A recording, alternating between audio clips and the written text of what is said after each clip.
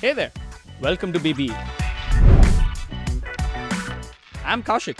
Our work involves a lot of cool things, like this evaporator, the hydraulic press, the dryer, the pilot plant, the biolab. Let's go have a look at the department and meet some of our folks. Are you coming?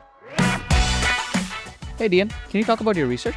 Yeah, totally. So right now I'm monitoring a reaction using enzymes and ionic liquids to make biosurfactants. So enzymes are a more green alternative to making products such as biodiesel and everyday cleaning products. That sounds like important research. And we need a cleaner world. Let's look at what the other students are doing. Hey Edie, what are you working on? Hi Kaushik. Me and my teammates are working on our senior capstone project. We're looking at ways to reduce the phosphorus going into a local lake to improve the water quality.